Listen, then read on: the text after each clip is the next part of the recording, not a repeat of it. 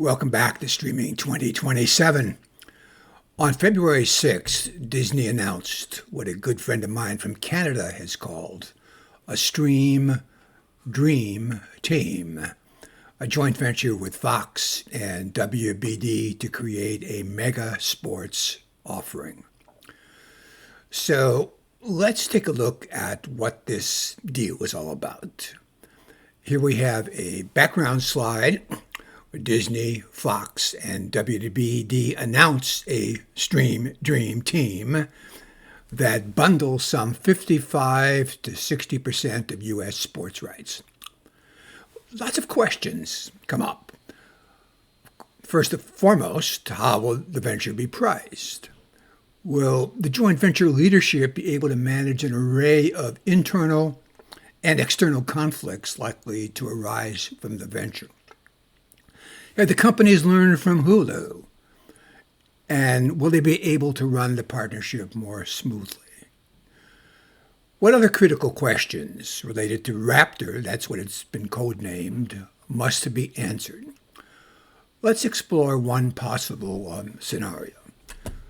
So here I've gone over to our application, Streaming 2027.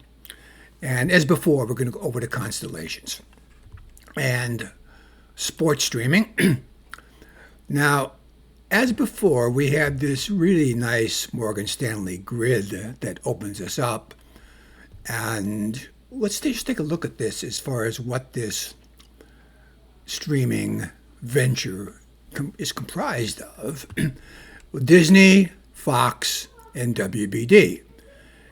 If you can see at the bottom, Disney 28%, Fox 17%, WBD 10%, that's up to about 55% of U.S. rights estimated in 2024. These numbers are a little bit dated, but they're pretty close.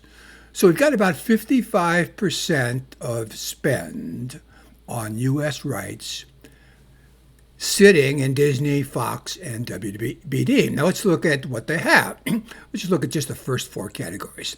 The NFL, Disney, Fox, pretty well covered. NBA, well, that's really well covered at this point. Now, of course, this negotiation is going to be coming up in just a short period of time. Between Disney and Fox, though, at the present, between Disney and WBD, pretty well covered. Very well covered. MLB, well covered between Fox, WBD, and Disney. Big Ten. Now, this was maybe something that Disney moved out of with ESPN, but notice Fox is still there with the Big Ten. Interesting that professional sports and here college sports, the Big Ten, represent at this point in time the largest annual expenditure in U.S. markets. So let's go down and build a constellation. It continues to evolve and change as new deals are added. Click on sports, and we'll see that what comes back is, again, the very intricate spaghetti-like constellation. But what we're focusing on right now is our Raptor deal. Let's see if we can find, here it is down here. Let me blow it up a little bit. Raptor. Well, Raptor, here's the three partners, ESPN, Warner Brothers Discovery, and Fox. So let's take a look at Raptor in some detail. Now, notice what we're saying here. We're saying, and this is a forecast element because it's not yet launched, we're suggesting that in November of 2024, Raptor, quote unquote, sports streaming JV priced at $49. Now, I understand it's on the high side based on estimates that have been already given, but we'll talk about that a little bit, why I believe it may be priced that high. So here is the description.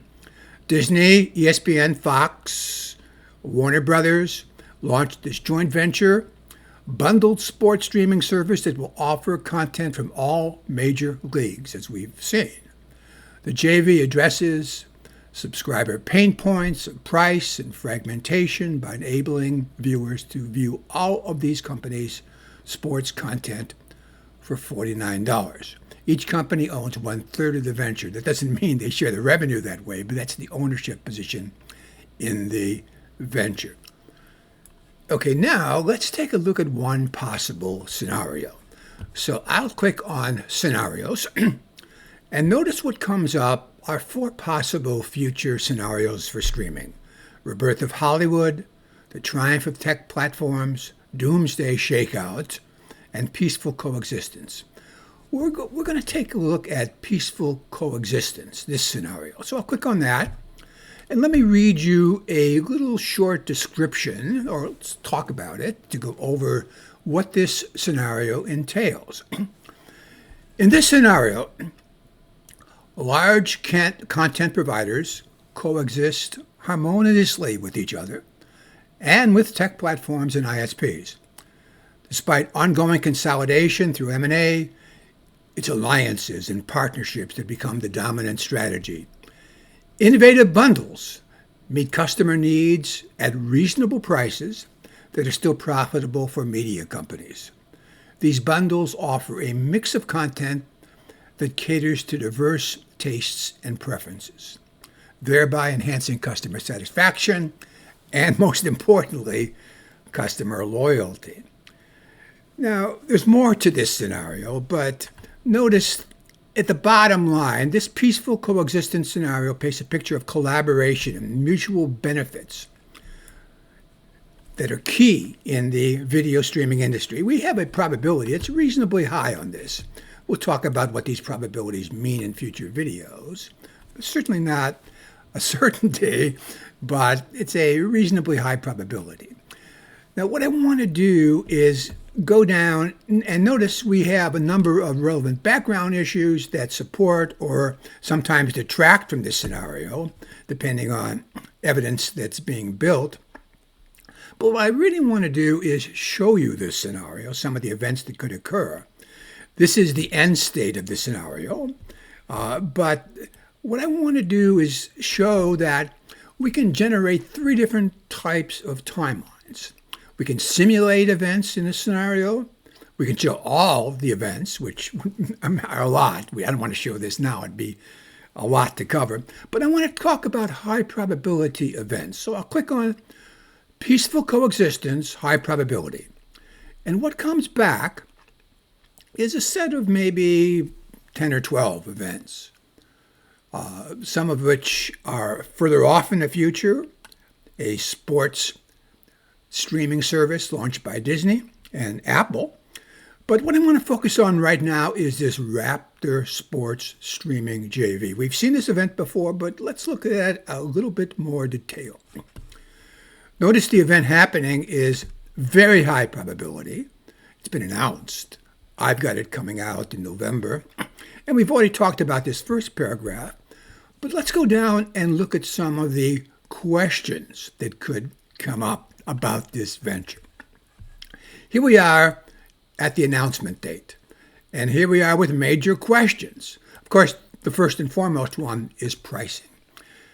This may be the most important pricing decision in the last decade.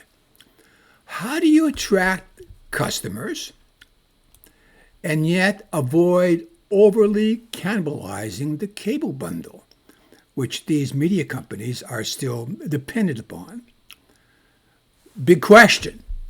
And furthermore, will cable companies or the leagues, the major leagues, retaliate for being blindsided by the deal? They may not be happy given the fact. Let's just take the leagues. Are these partners in some way going to bid together on, say, future rights? Of course, the NBA is coming up real soon. Does that give these bidders more power against the league? The leagues may not like this, and they may retaliate in some way, including scheduling of what appears on these services. We'll have to see. We'll have to watch. Will the NBC or CBS join the JV? They're out of it now. This may be somewhat unlikely, given the fact that let's take NBC. It's owned by Comcast, the cable company. Does it want to promote this alternative to the bundle? And the relationship between Disney and Comcast has never been super, super sweet. Does the venture face possible regulatory risks? And of course, in this political environment, it certainly does. Even a JV can face regulatory risks, although I would put the risks here as moderate to low, given the fact that the market is very competitive, and these companies are struggling to make streaming work, and all types of entrants are present in the space, including technology players as the market goes forward. And here's a question we've already asked. Will lessons learned from Hulu improve the management of the JV? Hulu was faced, as many of you know, with conflicts as far as what goes on the service and pricing issues and timing issues. This venture will face lots of conflicts also, internally amongst the partners, that will need to be managed, as well as external, as we've said also, from possibly the leagues and cable providers. This will be a management challenge to be able to manage these conflicts effectively. We'll see how this is going forward. Will the formation of the JV affect bidding on upcoming NBA rights for ESPN and WBD? Will they think about bidding together? That's tricky, given, again, regulatory issues, but we'll have to watch and see how the bidding for NBA goes forward with respect to this formation of the new partnership. What about other tech and media companies such as NBC and YouTube, for example? How will this impact the bidding for NBA rights? Will they more eager to get these rights? Very possibly. Okay, let's put a wrap on this. It's been said that a joint venture can be an explicit form of corporate torture. Have these companies learned from Hulu so that conflicts that arise can be better managed? Will the venture be a stream dream team or a stream team dream/nightmare? We'll have to see. And how will the venture impact NBA bidding by ESPN, WBD, as well as media tech players such as NBC or YouTube or Amazon or Apple? Stay tuned.